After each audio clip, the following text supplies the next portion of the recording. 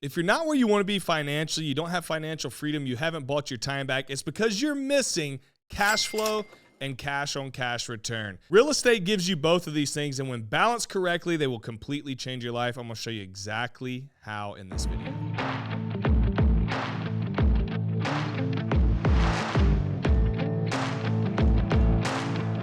What's up, guys? Real quick, if you haven't joined my free Facebook group, Residential Real Estate with Jaron Sustar, yet, you need to scroll down to the show notes of this episode, click the link to the Facebook group. It's completely free, fantastic place to network and collaborate with other residential real estate investors all across the country so that you can continue to grow your real estate portfolio.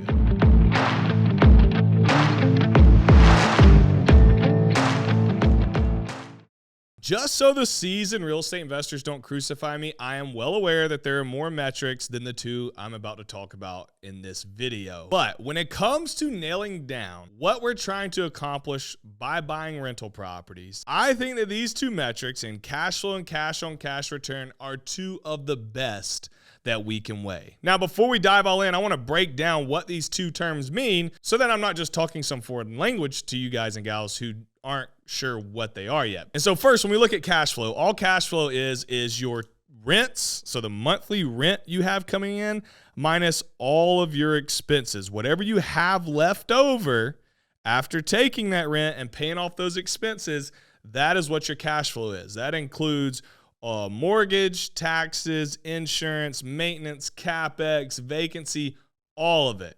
Every bit of expense after our rent has paid that, what you get in your pocket after that is called cash flow. And then when we look at cash on cash return, we're essentially going to say, okay, how much money did we put into this deal? And then how quick are we going to get that money back? Now, that's a very simple explanation, but essentially that's what it boils down to. Say we buy a rental property that cash flows $500 every month. Well, 500 times 12 gives us $6,000. We're then going to take that $6,000 that we brought in that year, and then we're going to divide it by how much money we had invested in a deal. So if we had $25,000 in a deal, when we look at our down payment, closing costs, and any rehab that we had to do, we'll take that $6,000 divided by $25,000, and that gives us a 12% cash on cash return. So the stock market returns on average anywhere from, 8 to 10%, I think is what it's done over the last 100 years. Now, one could argue that when you're saying a 12% cash on cash return in real estate, that is not true. It's not factoring in debt buy down or tax benefits. So oftentimes the cash on cash return is actually higher than what our pro formas are spitting out. But we're not getting into the weeds on all that today because that is besides the point. I want to talk about what these two things can do for you and how do we create a portfolio to balance them so that we're getting the benefit of both. One of the things that irks me is when I get on social media, I see so many people talking about cash flow, cash flow, cash flow. Look, I love cash flow. I'm going to talk about it. It's in this video. I'm going to tell you how to leverage it. But guys and gals, cash flow is not the only metric that we should be looking at when it comes to buying rentals. And in fact, cash flow is not going to make you rich. Cash flow is not going to make you wealthy. You know what's going to make you wealthy? It's actually the equity that you have in property. So let's say you buy a property that's worth $100,000. You buy it and you're all in at 70 grand. So immediately we take that $100,000 minus 70,000. We have $30,000 in equity when we buy this property. This is just an example. Well, over time, that property that's worth $100,000 is eventually going to be worth $150,000. And you had a $70,000 mortgage on it to start, but now the mortgage is only $55,000. So we got a property that's now worth $150,000. We're going to subtract $55,000, which we own in a mortgage, and now we have equity that's worth $95,000 in that deal. So we started with 30 grand equity when we purchased it. A few years later, 5, 6, 7, 10 years later, you now have $95,000 worth of equity in that deal. That's where wealth is built from. You do that 10 times, you're essentially a millionaire. You do that 20 times, you're a multimillionaire. You do that 30 times, you're multimillionaire. And then you just sit and let them compound over time. And so there's this thought that, well, all I need to worry about is my cash flow numbers. Well, here's what happens when people strictly focus on cash flow. And I feel like I'm making cash flow sound negative. So I'm not. I want to spin it into a positive light.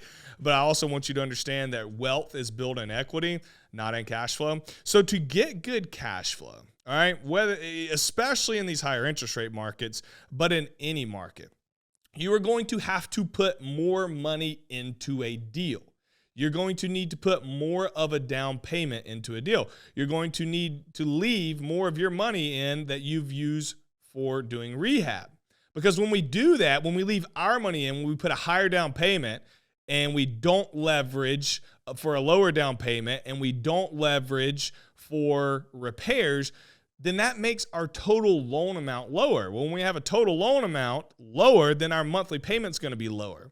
That allows our cash flow to be higher. And so I think that we should balance a portfolio by focusing on some properties that we're strictly trying to get very high cash flow on. So for example, I have some properties where I will buy them and I will leave money in the deal because I'm looking to get higher cash flow. Now I could go refinance that money and pull it back, but as soon as I refinance, the mortgage is going to be higher and my cash flow is going to be absolutely destroyed. And I'll talk about that in a minute. There's a lot of deals where I do that on. But on those particular ones, I want some cash flow on this side of my portfolio. I think of my Airbnb on Seabrook Island in South Carolina, and it cash flows $850 a month. It's probably worth $500,000 right now. I only owe $200,000 on it. I have a lot of equity that I could go pull out, pay myself, have a higher mortgage, but I would lose my cash flow. I'm buying a duplex right now in Anderson, South Carolina that I purchased for $74,000. Well, fixed up, it's going to be worth around $230,000. So I could go buy it for 74, put another 70 in it, be all in and call it 150, and then refinance and get all that capital back. But if I did that, I'm going to kill my cash flow. And so I'm going to keep my money in the deal because I'm going to get that higher cash flow number somewhere, or I'm going to cash flow anywhere from $1,000 to $2,000 a month, whether I do long-term rental or midterm rental. It's no secret that if you're going to be successful in real estate investing, you have to be able to fund your deals, whether you're doing the BRRRR method or whether you're fixing and flipping properties for a profit. You got to be able to get to the closing table with money, and you got to have money to rehab the property. And so I personally use backflip capital when I need money to get to the closing table and to rehab my properties. I'm in the middle of a flip right now, and I partner with Backflip. It has been the smoothest process of all time. I literally went on their app, applied for the loan. You get pre-approved in less than 48 hours. You can lock in funding in just a few seconds with the touch of a button. Funding takes less than 2 weeks. Hello, that gives you an advantage when you're making offers on properties. And I can't say enough about partnering with Backflip Capital. They're great folks with a fantastic product that everybody listening to this should check out for the next time you go to do a BRRRR deal or fix and flip property. So here's what I want you to do. Go down to the show notes of this show. I've put a link for Backflip Capital in those notes. All you have to do is click the link so that you can download their app and get your next deal funded with Backflip. If you've been struggling finding good real estate deals, I've got a solution for you. It's REI Call Center. REI Call Center has professionally trained and managed cold callers to help you scale your real estate business. I think they give you somewhere around like 1,500 cold calls per day. Their clients have closed around $10 million from the leads they brought in. They got close to 200 clients going right now, and they're really more than just cold callers. Yes, they have their team of professionals who are making their calls, but they have weekly trainings and Q&A calls for yourself. They have training videos. They've got Slack channels with dedicated people to make sure you're successful. They've got checklists, cheat sheets, you name it. They've got you covered to make sure you are successful in your real estate journey. Well, how does it all work? Well, step one, you're going to pull a targeted list working with them from PropStream so that you can target the certain locations that you want to start buying properties in. Second, they're going to use their Zen call platform to start calling 1,500 calls a day per cold caller. They're going to then upload all the leads into Asana. You have a view of them, and you can go attack and start buying the properties that you see that pique your interest without having to do any other work. Look, I have worked a W-2 job while building my real estate portfolio. I've been raising a family the entire time, so I haven't had time to go and cold call myself. And that's where a company like REI Call Center comes into effect to be able to take that load off your plate so that you can generate leads, close more deals, and build that portfolio. You can reach out to them at reicallcenter.com, or if you go to the show notes of this episode, you will see a link that will take you directly to it. And so I think this is an important strategy to have when building your portfolio. I think we should focus on some properties that are going to offer us that strong cash flow. What happens though, when we focus strictly on that, is we cap our growth. Because like I stated, to get those big cash flow numbers, we're having to deploy a lot of capital and we're having to leave it deployed. And so what happened for me is I bought a couple properties when I first started buying rentals, and then I was getting some decent cash flow, but now I had no more capital to go buy other deals. Now I got creative and learned how to use other people's money and partner with people, which is a totally different subject.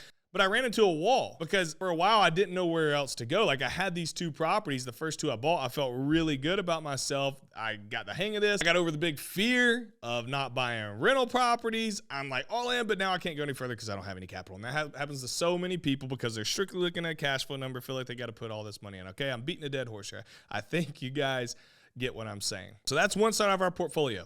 It needs to be done, but we don't want to go overboard, because then we may lose our firepower to be able to buy more properties. So then what I did on this other side over here is what I call a cash on cash return play. So when you take the cash on cash return play, you're saying, you know what? I will take a hit in cash flow, but I am going to get into this property, even if it's not paying me but 50 to 75 bucks a month, then I'm going to hold it and I'm going to let it appreciate in value over time. And then I'm going to let tenants pay off this debt.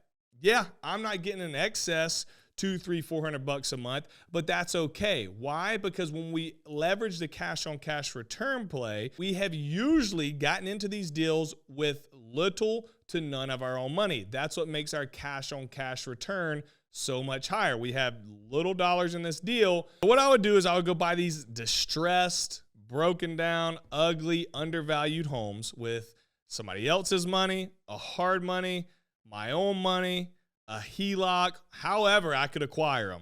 Then I would go and fix them up with my money, a partner's money, whoever's money I could get a hold of. Then once they were fixed up, I would go to a small local bank, like right after I got them done being fixed up, and I would say, hey, I own this property outright, or I own it with my HELOC, or I own it with hard money.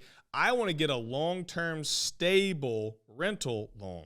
And they would say, okay, we're going to order an appraisal on this property, and then we will write you a check through what's called a cash out refinance for 80% of this new appraised value. Great, thank you very much. Now remember, I bought this undervalued in distress, then I fixed it up. Go to this small local bank. It's worth a lot more than I bought it and then I have in it. They write me a check for 80% of what the new appraised value is. I put that 80% in my bank account. Then I go back and I pay my private lender off, or my hard money lender, or my HELOC, or myself. And so I have recouped all my money, or the majority of my money that was in the deal. I have a higher mortgage because I just took 80% of that new appraised value, where on the cash flow side, remember we said we didn't. So I got a higher mortgage, so my cash flow is not there, but guess what I just recouped? Capital. And so now I take that capital and I go redeploy it, and I do that again. And I say, you know what? If I'm only getting $100 cash flow here, that's okay. The point is, I want to stack assets on top of each other without losing capital. I want to deploy, recoup. Deploy, recoup, deploy, recoup. And so my first year of investing, I had 2 properties, okay? Then my second year, we scaled and bought 19 more, and we got to a total of 21 doors, because we learned that if we wanted to create that wealth, we had to stop focusing just on cash flow and start mixing in a strategy that was going to give us volume. Because like I showed you earlier, you start adding 20, 30, 40 doors and then just sit, let them do their thing. That wealth is going to grow over time. And you know what else is going to happen? That cash flow that wasn't amazing when you first started because you didn't care actually starts to get really, really good over time. Let's say, especially when you scale, this is why I think scaling is so important. So let's say we have 2 properties and we raise the rent by $50 on each. That's $100 extra a month in income. But let's say we have 30 properties and we raise the rent $50 a month each. Got 30 times 50. That's an extra $1,500 a month. You do that times 12. It's an extra 18 grand per year that you're starting to bring in. So that cash flow that was just like, kind of breaking even, not doing great. Well, now you've got an extra $18,000. And then we raise it 50 more the next year. Now we got an extra $36,000. The point I'm trying to get across, I think, now is don't just focus on those year one pro formas. It's very easy to do as a rookie investor. You don't want to buy bad deals. You don't want to buy deals that you're losing money on, that aren't in good locations. Like, there's a lot of rules. This video is not giving you all the rules. I'm just trying to open your eyes to say there are two sides of this coin. Take that cash flow, buy properties that are going to produce cash flow, that are going to start covering your expenses. But then let's also set aside another pool here, whether it's your capital, your HELOC, somebody else's money, hard money, a mix of all that. And let's do the strategy that I just spoke, the equity strategy, where it's deploy, recoup, and let time do its thing. Because what those year one pro formas show, great, that's year one. But I think over the last 100 years, rents have only gone up. There's a 96% occupancy rate in the US, somewhere close to that. People are always going to need a place to live. And so if we can just change our mindset to let's add as many properties, B to C class neighborhoods that we've got equity in, that we found undervalued, that we made nice, that we're giving people good quality places to live, that we're operating correctly, and let time do its thing, we're gonna put ourselves in a good position. And then we just play the balance game. Hey, let's get a couple cash flow properties here. All right, I'm kind of low on capital. Let's go back and focus here on stacking 2, 3, 4 properties through the BRRRR strategy, using a combination of mine and somebody else's money. And we just seesaw it, baby, all the way to financial freedom. And if you add a good mix of both of those, you're going to put yourself in a strong position. There's a chance that your life will completely change like mine did. Hey, if you haven't yet, like this video. It'll help other people see it. And then subscribe to my channel. It'll also help other people see it. And it'll notify you when we release new videos. And if you haven't yet, check out these 2 videos here. They're super helpful and hopefully a little bit entertaining too. Thanks for watching. I'll see you next time.